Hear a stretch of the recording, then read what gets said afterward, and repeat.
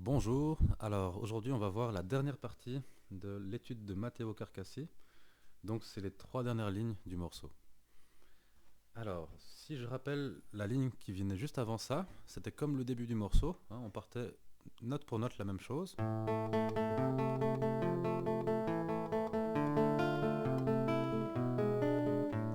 Sauf que cette fois-ci on arrive avec le deuxième doigt sur le La. Ici, c'est important pour la suite. Donc on est arrivé ici comme ça. Alors, c'est la position suivante qu'il faut bien apprendre et bien comprendre. Donc pour y arriver, on va avancer le deuxième doigt d'une case. Il nous fait arriver sur le Si bémol, donc case 3, corde 3.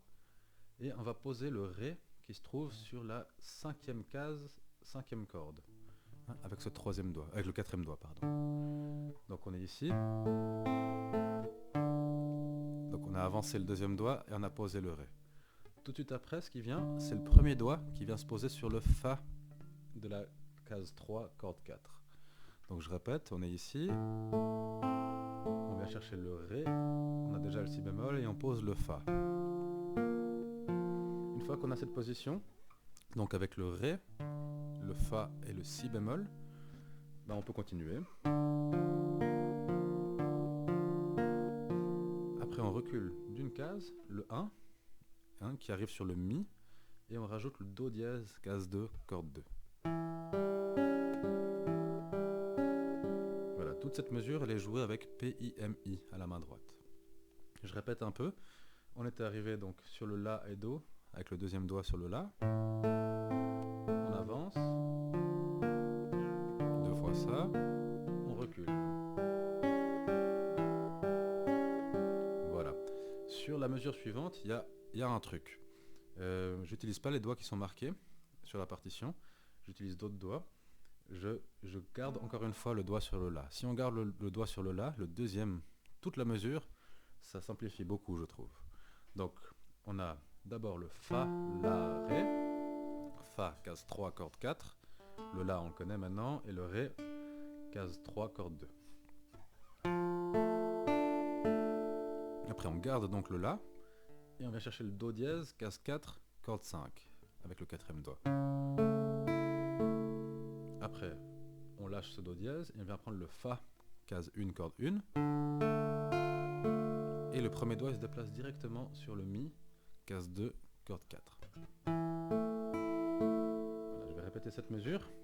Donc ça fait Fa la Ré, Do dièse la Mi, le Ré la Fa et Mi la Mi.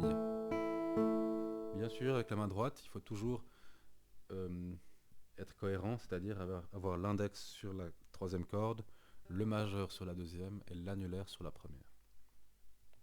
Je répète cette nouvelle partie jusque-là. Donc, on était ici. Et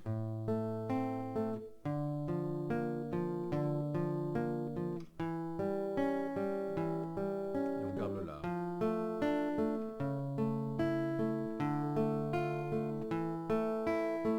Ensuite, on vient sauter sur le Fa dièse et le Ré dièse, qui se trouvent les deux sur la case 4.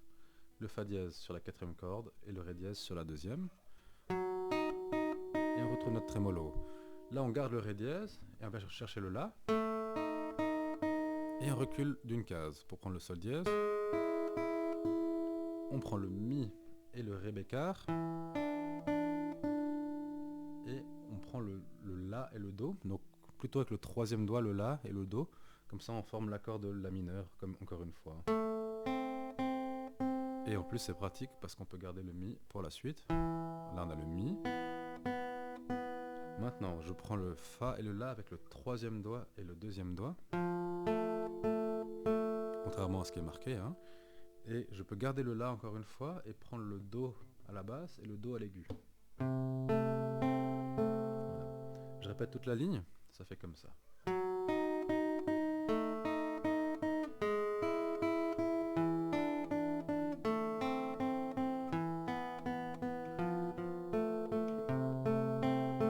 Voilà. Une fois qu'on est arrivé ici, c'est note pour note la même chose que la quatrième ligne du morceau. Donc ça fait le La avec le troisième doigt, le Ré dièse, l'accord de La mineur, le Sol dièse. Et là, on va va faire quelque chose de spécial. Pour terminer le morceau, je trouve plus classe. Alors c'est pas moi qui ai inventé ça, hein, c'est quelque chose que j'ai récupéré d'autres guitaristes. Mais de faire comme ça, de jouer le La sur la deuxième corde plutôt que la première.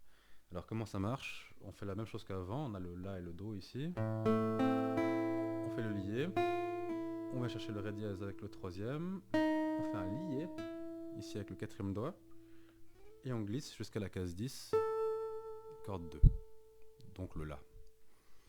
Bien.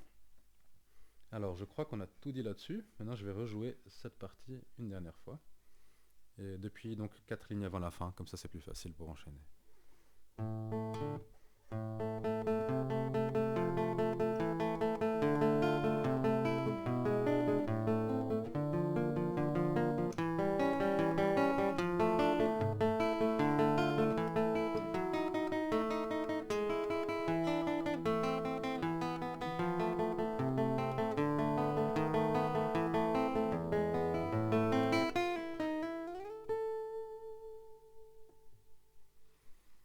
Voilà, alors j'espère que vous aurez du plaisir avec cette belle étude. Encore une fois, pensez au nombre de guitaristes qui ont joué cette étude dans l'histoire du monde. Il y en a beaucoup, que ça fait bien 200 ans qu'elle est là, cette étude, et je crois que c'est vraiment une musique de qualité. Donc profitez-en, et puis à bientôt.